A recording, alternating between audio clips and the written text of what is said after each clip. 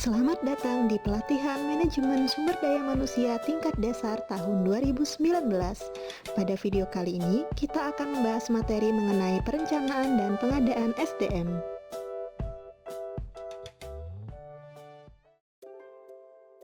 Jumlah pegawai Kementerian Keuangan menurut Sistem Informasi Sumber Daya Manusia per 1 April 2019 adalah sebanyak 79.315 pegawai yang terdiri atas berbagai generasi, yaitu Baby Boomers, Generasi X, Generasi Y, dan Generasi Z. Tiga subbagian utama yang akan kita pelajari pada hari ini adalah pengelolaan SDM Kementerian Keuangan, perencanaan SDM Kementerian Keuangan, dan pengadaan SDM Kementerian Keuangan. Bagian pertama, pengelolaan SDM Kementerian Keuangan. Berdasarkan Peraturan Pemerintah Nomor 11 Tahun 2017 tentang Manajemen PNS terdiri dari perlindungan, jaminan pensiun dan hari tua, pemberhentian, disiplin, penghargaan, penggajian dan tunjangan, penilaian kinerja, penyusunan dan penetapan kebijakan, pengadaan, pangkat dan jabatan, pengembangan karir, pola karir, promosi, dan mutasi. Kerangka kerja pengelolaan SDM terdiri atas guidance yang berisi visi dan misi, values, renstra, peta strategi dan IKU, input, proses, output, outcome, dan impact yang berupa peningkatan kinerja organisasi dan tercapainya visi dan misi.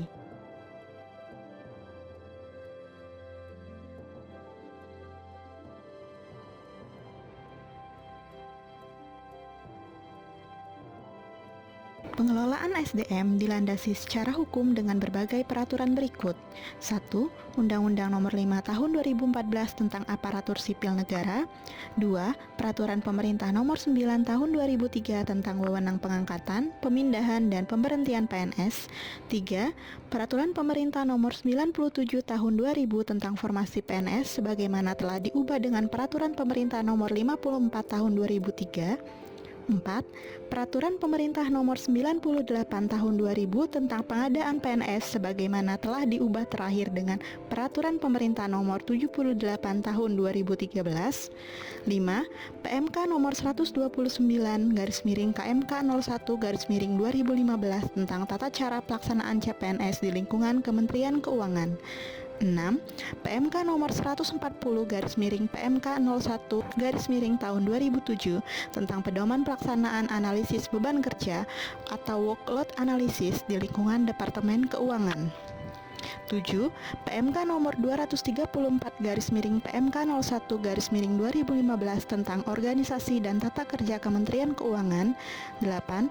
KMK nomor 352/KMK 01/2016 tentang pedoman perencanaan SDM di lingkungan Kementerian Keuangan. Selanjutnya, kita masuk ke bagian kedua mengenai perencanaan SDM Kementerian Keuangan. Berdasarkan KMK nomor 352 tahun 2016, perencanaan SDM adalah seluruh kegiatan terkait penetapan metode, pengumpulan data, analisis, simulasi, sampai dengan penetapan jumlah pegawai yang diusulkan untuk menempati formasi yang ada baik untuk jangka pendek, jangka menengah, maupun jangka panjang. Tujuan dari perencanaan SDM adalah terpenuhinya kebutuhan SDM pada setiap lini dengan mempertimbangkan berbagai sumber pemenuhan yang ada. Dalam struktur organisasinya, bagian perencanaan dan pengadaan SDM terdiri dari subbagian perencanaan dan formasi, subbagian rekrutmen, subbagian penempatan, dan subbagian TU Biro. Bagian perencanaan dan pengadaan SDM memiliki tugas untuk melaksanakan penyusunan kebijakan, pemantauan dan evaluasi rencana kebutuhan sumber daya manusia, formasi, pengadaan pegawai, orientasi pegawai baru, dan penempatan pegawai serta tata usaha dan rumah tangga Biro SDM. Kerangka kerja perencanaan SDM terdiri atas guidance, input, proses, output, outcome, dan impact yang berupa alignment strategi pengelolaan SDM dengan strategi organisasi.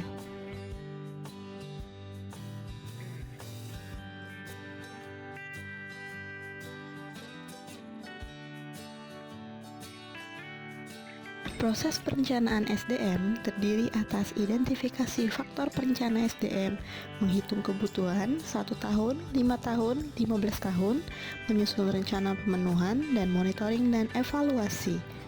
Proses ini kemudian akan diselaraskan dengan strategi dan budgeting serta didukung oleh IT. Tahapan dalam perencanaan SDM terdiri dari identifikasi lingkungan strategis, identifikasi arah kebijakan organisasi, identifikasi profil SDM yang dituju, dan identifikasi current workforce. Kemudian dilakukan penghitungan atas jumlah SDM yang dibutuhkan dari masing-masing unit eselon 1 berdasarkan jumlah, kualifikasi, komposisi, kompetensi, dan penempatan. Terdapat 5 buah metode yang dapat digunakan untuk menghitung kebutuhan SDM, yaitu analisis tren, analisis rasio, analisis korelasi, metode simulasi, dan zero-based forecasting. Untuk akurasi perhitungan kebutuhan pegawai, perencanaan SDM menggunakan kombinasi dari 2 atau lebih metode perhitungan. Hasil perhitungan merupakan proyeksi kebutuhan total pegawai yang kemudian perlu di-breakdown hingga per level jabatan sesuai peta jabatan. Perencanaan SDM memiliki 4 jenis output, yaitu 1. Eformasi, yang merupakan aplikasi online dari Kemenpan RB yang merupakan media resmi dasar pengajuan usul formasi tahun berjalan, biasanya berisi jumlah pegawai budgeting, ABK, dan kebutuhan pegawai baru. 2. Dokumen perencanaan SDM jangka pendek untuk jangka waktu 1 tahun. 3. Dokumen perencanaan SDM jangka menengah untuk jangka waktu 5 tahun. 4. Dokumen perencanaan SDM jangka panjang untuk jangka waktu 15 tahun. Adapun output dari perencanaan SDM dimanfaatkan untuk kegiatan sebagai berikut. 1.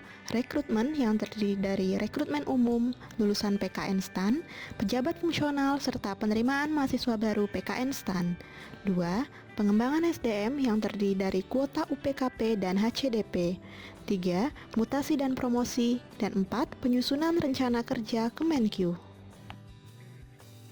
Terdapat 3 macam strategi dalam pemenuhan kebutuhan SDM, yaitu 1. Zero growth dengan cara menjaga komposisi pegawai pada current composition.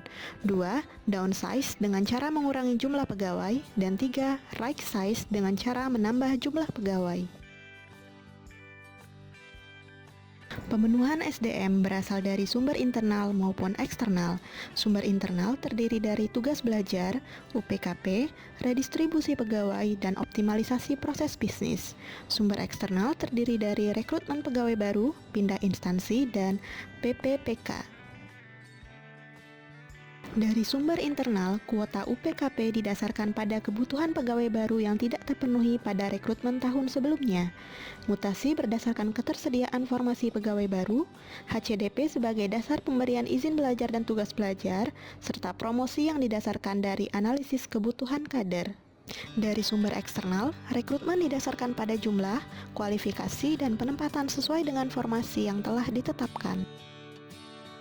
Special hiring juga dapat dilakukan untuk rekrutmen posisi strategis seperti seleksi hakim pajak dan pimpinan tinggi media. Usulan formasi dapat diajukan melalui aplikasi e-formasi. Seluruh kementerian, lembaga, dan Pemda tanpa terkecuali harus melakukan pengisian aplikasi e-formasi dalam rangka pengajuan usul formasi kebutuhan pegawai baru. Gambaran aplikasi e-formasi terdiri dari gambaran struktur organisasi, penentuan jumlah kebutuhan pegawai, gambaran peta jabatan, serta jumlah kekurangan atau kelebihan pegawai di setiap instansi.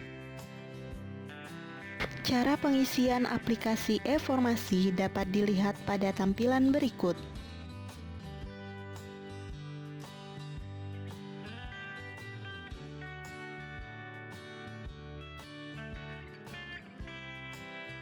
Ketentuan dalam pengisian aplikasi e-formasi adalah pengisian usul formasi harus sama dengan usul formasi yang diajukan melalui surat. Usul formasi tidak boleh lebih besar dari jumlah kekurangan pegawai. Apabila lebih besar, maka akan disetujui paling banyak sebesar kekurangan pegawai. Pegawai harus memperhatikan warna legenda pada e-formasi ketika mengusulkan kebutuhan. Alur pengajuan usul informasi lingkup nasional adalah sebagai berikut. 1. Instansi pusat dan daerah mengusulkan formasi. 2. BKN, Kementerian Luar Negeri memberikan pertimbangan teknis. 3. Menpan meminta pendapat ke Menteri Keuangan. 4. Menteri Keuangan memberikan pendapat tentang ketersediaan anggaran belanja pegawai. 5. Menpan memberikan persetujuan prinsip formasi. 6. Instansi pusat dan daerah menyampaikan rincian tambahan alokasi formasi. Dan 7. Menpan menetapkan formasi PNS pusat dan persetujuan formasi PNS daerah. Unit pengelola SDM di masing-masing eselon 1 memiliki beberapa peran, yaitu 1. Memastikan data akurat. 2. Menghitung kebutuhan pegawai termasuk ABK dengan cermat dan akurat sesuai kondisi faktual dengan memastikan semua telah dihitung namun tidak dilebihkan. 3. Menyusun dan menyampaikan roadmap pemenuhan kebutuhan SDM dan usul formasi di masing-masing unit eselon 1. 4. Monitoring dan evaluasi serta input pada aplikasi e-formasi. 5. Memantau minat, bakat, kompetensi, dan penempatan dapat diberikan pekerjaan dan pengembangan sesuai kompetensi dan minat yang dimiliki dalam rangka mengurangi gap kebutuhan pegawai. Bagian ketiga, pengadaan SDM Kementerian Keuangan. Pengadaan SDM Kementerian Keuangan adalah kegiatan untuk mengisi formasi pegawai yang lowong pada Kementerian Keuangan karena adanya pegawai yang berhenti, pensiun, dan meninggal dunia serta kebutuhan organisasi. Tujuannya adalah untuk mengisi kebutuhan jabatan administrasi dan atau jabatan fungsional di Kementerian Keuangan, memperoleh PNS yang berperan dalam memberikan pelayanan kepada masyarakat secara optimal, serta memperoleh PNS yang memiliki kompetensi sesuai dengan pelaksanaan tugas. Prinsip pengadaan SDM terdiri dari transparan, objektif, kompetitif, bebas dari KKN, tidak diskriminatif, dan tidak dipungut biaya. Secara umum, proses pengadaan SDM Kementerian Keuangan adalah sebagai berikut. 1. Penentuan jumlah pegawai yang dibutuhkan. 2. Pelaksanaan rekrutmen CPNS Kemenkyu yang terdiri dari Diploma 1 dan 3 melalui PKN STAN maupun lulusan SMK, Diploma 3, S1 dan S2 melalui penerimaan umum, dan 3. Pengangkatan PNS Kemenkyu. Rekrutmen CPNS terdiri dari 3 tahapan, yaitu 1. Tahap persiapan yang terdiri dari perencanaan dan kampanye. 2. Tahap pelaksanaan yang terdiri dari pengumuman lowongan, pelamaran, seleksi, dan pengumuman hasil seleksi. 3. Tahap akhir yang terdiri dari pengangkatan dan masa uji coba CPNS serta pengangkatan PNS.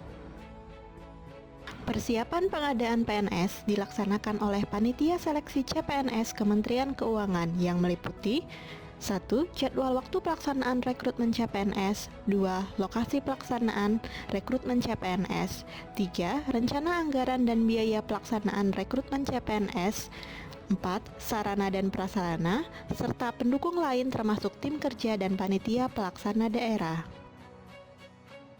Kampanye rekrutmen CPNS dapat dilakukan melalui presentasi dan sosialisasi ke perguruan tinggi atau universitas atau sekolah, serta partisipasi dalam job fair atau karir expo yang dilaksanakan oleh jasa penyedia tenaga kerja atau universitas.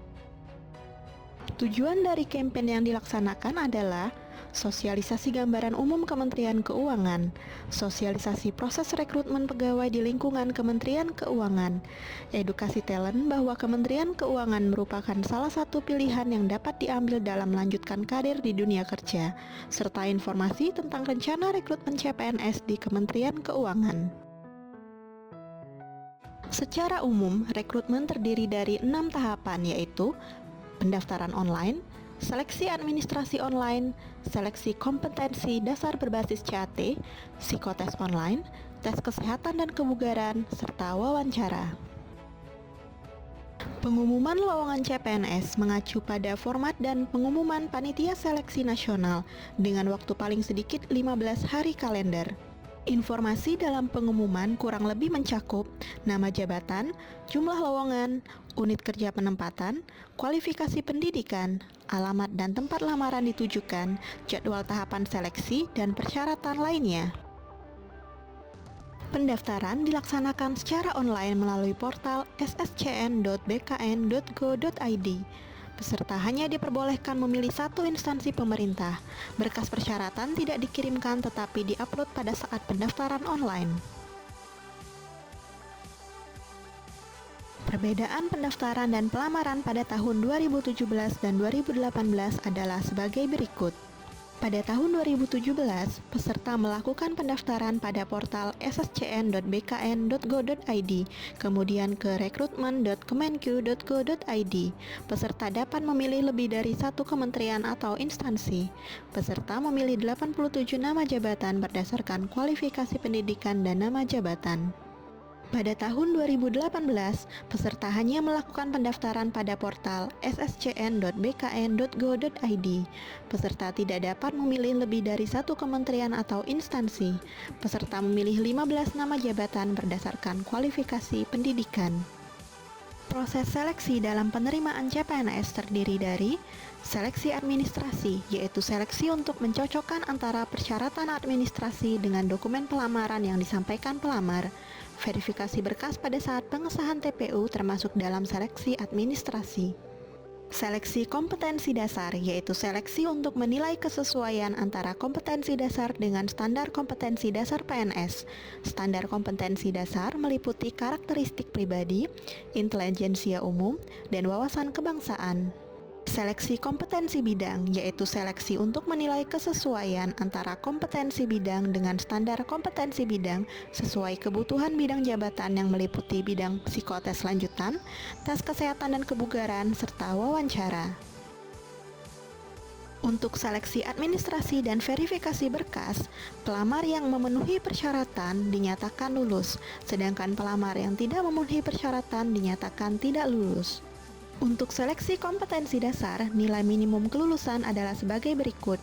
Formasi umum, TKP 143, TIU 80, TWK 75. Formasi khusus cum laude, nilai kumulatif minimal 298, TIU minimal 85. Formasi khusus putra putri Papua atau Papua Barat, nilai kumulatif minimal 260, TIU minimal 60. Formasi khusus disabilitas, nilai kumulatif minimal 260, TIU minimal 70. Untuk seleksi kompetensi bidang, syarat kelulusan terbagi atas, psikotes lanjutan, tes kesehatan dan kebugaran, serta wawancara.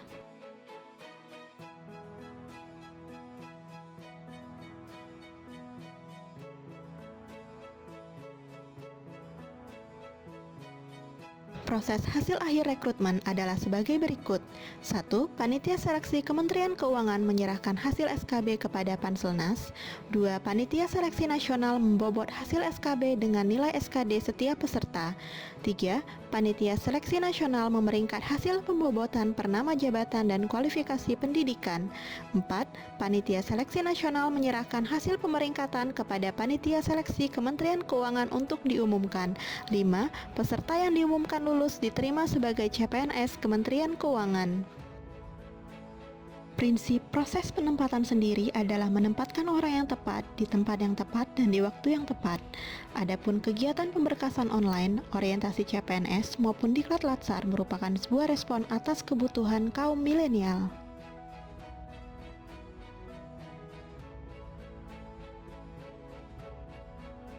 Pelamar yang dinyatakan lulus wajib melapor dan menyerahkan kelengkapan administrasi berupa legalisir ijazah atau transkrip nilai atau STTB, surat keterangan sehat jasmani dan rohani, serta bebas nafza, pas foto, dan surat pernyataan. Kemudian Kementerian Keuangan mengusulkan pengangkatan CPNS. Selanjutnya, CPNS akan menjalani masa percobaan selama 1 tahun melalui proses pendidikan dan pelatihan prajabatan sebanyak 1 kali. Adapun CPNS yang mengundurkan diri diberi sanksi tidak boleh mengikuti rekrutmen CPNS selama jangka waktu tertentu. Berdasarkan KMK 948/KMK01/2016 tentang pedoman orientasi calon aparatur sipil negara di lingkungan Kemenq, kegiatan orientasi dilakukan dalam tingkat Kementerian Keuangan dan tingkat unit eselon 1. Materi orientasi meliputi pengenalan organisasi, manajemen ASN, materi soft kompetensi, dan materi lain yang dibutuhkan. Tugas mentor atau badi dalam orientasi yakni mengetahui uraian tugas dan peraturan perundang-undangan, melaksanakan praktik kerja, dan memberikan saran perbaikan. CPNS yang selesai menjalani masa percobaan dapat diangkat menjadi PNS jika lulus pendidikan dan pelatihan prajabatan serta sehat jasmani dan rohani. CPNS kemudian diambil sumpah atau janji dan menandatangani fakta integritas. Sedangkan CPNS tidak diangkat menjadi PNS atau diberhentikan jika 1. Tidak lulus pendidikan dan pelatihan prajabatan, 2. Tidak sehat jasmani dan rohani, 3. Mengundurkan diri atas permintaan sendiri, 4. Meninggal dunia, 5. Melakukan pelanggaran disiplin tingkat sedang atau berat, 6.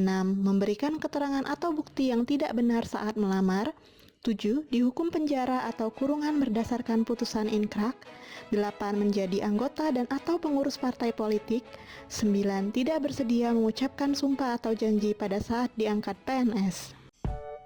Demikian penjelasan mengenai materi perencanaan dan pengadaan SDM di Kementerian Keuangan. Semoga dapat bermanfaat dan menambah pengetahuan dan wawasan kita semua. Terima kasih dan sampai jumpa di e-learning selanjutnya.